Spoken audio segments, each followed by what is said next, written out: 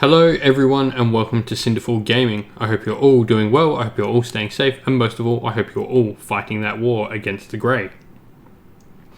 Today we've had another Lumineth Realm Lords reveal, and this time it's for the Endless Spells. We've also had some rules and some points come out that we now are seen in the light of day from the latest White Dwarf, so let's get talking about all of that. We'll crack into the Warhammer Community article first about the Endless Spells, and we now see the pictures of the 3 Endless Spells for the Lumineth Realm Lords. The first one is a giant sort of 3-piece circle that you place around a wizard called the Sanctum of Amnatok. It's manifesting as a ritual circle. The life force of the realm pours forth from the ground to create a crackling shield.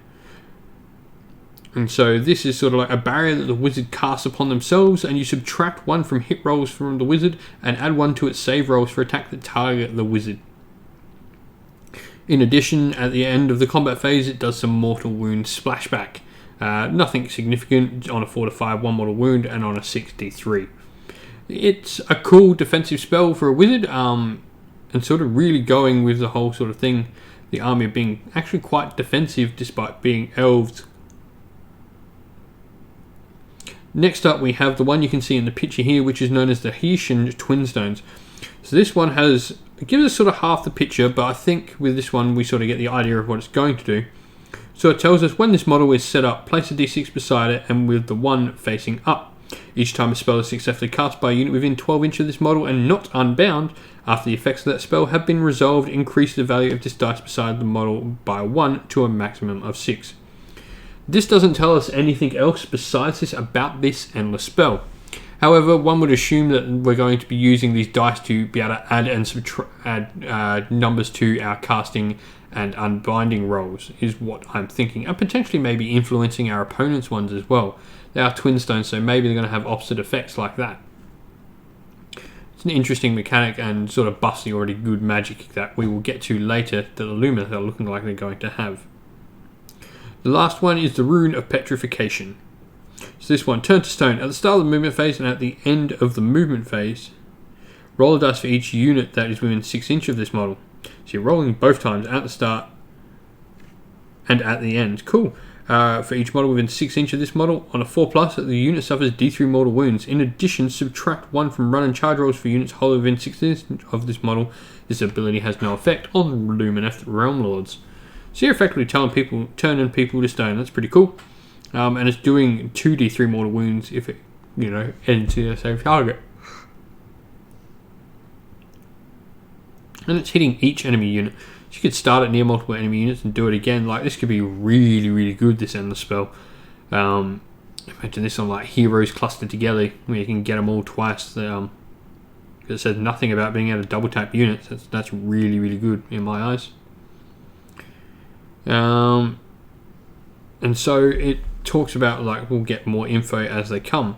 So that's all that really got revealed for the Endless Spells. It tells us the basic rules and we get the idea of what they're going to be used for.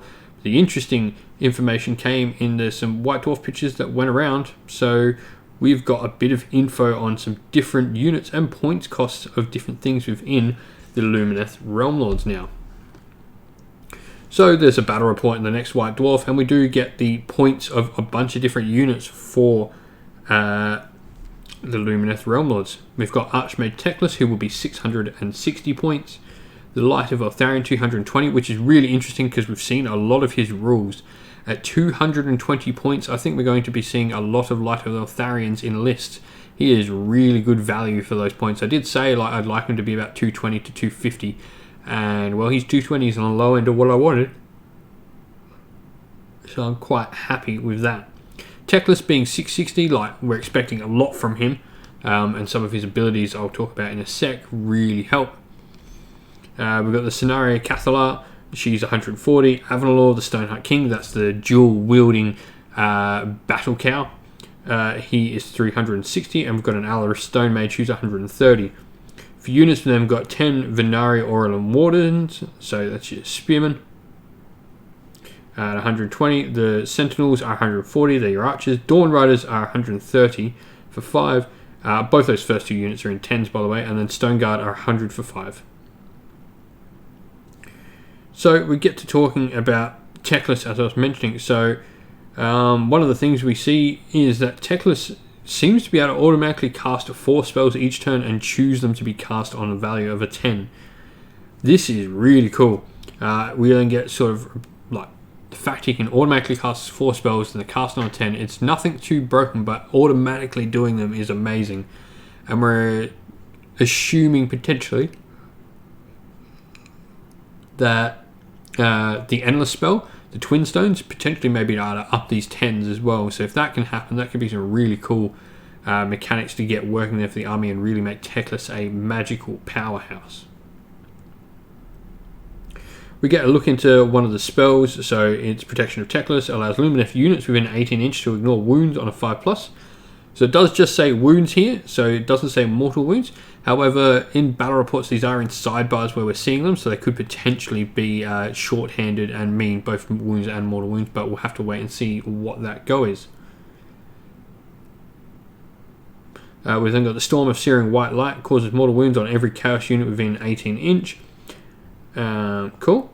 And so I'm not sure whether that actually is specifically named 2 Chaos units or if it's just because they're versing Chaos in this battle report. And then apparently Total Eclipse forces Lewis to use 2 command points on his command abilities. However, he fails to even hit the War Shrine with his Lunar Staff.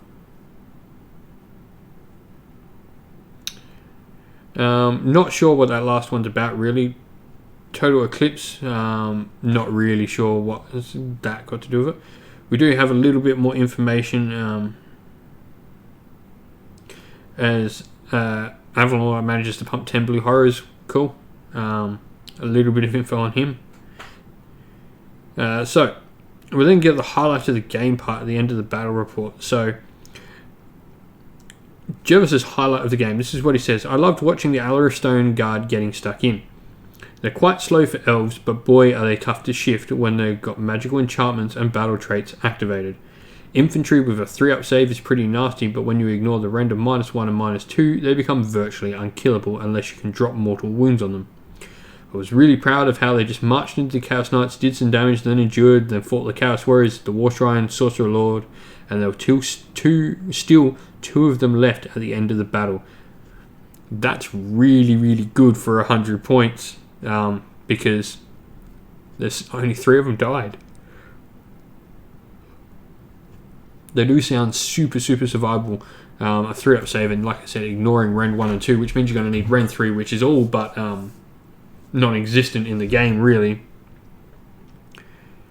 You're going to need some like serious work to shift them, and which means like they it's interesting, like looking at the army and how it seems to be turning into quite a defensive force, which is really interesting for elves because elves naturally don't really do the defensive thing like normally. So I think we're going to have an interesting sort of playstyle with the army. Some things I've thought here are like how we sort of think about building the armies now.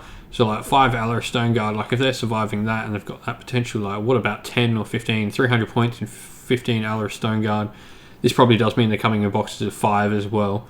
But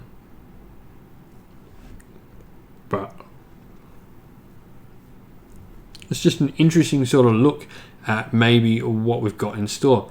So I'm really interested to see where we go with Lumineth in the future because I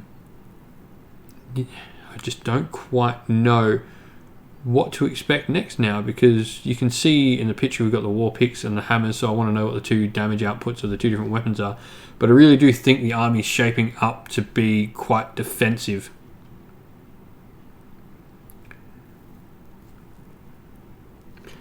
But anyway, I'd like to know your thoughts on all this new Lumineth stuff that's just come out. Let us know in the comments below how you're feeling about the Lumineth rules-wise, that we're starting to get some more real rules revealed. Hopefully we'll get some clarification on this when the White Dwarf comes out, and I'll do a proper video on that. But for now, that's all from me. Don't forget to like the video, don't forget to subscribe. Thank you to everyone who's been enjoying the channel. We've just hit past 800 subscribers, so I hope to see you all again real soon on the channel. That's it. Stay safe, stay well, and most of all, keep fighting that war against the Grey. I'll see you all again real soon. Ciao for now.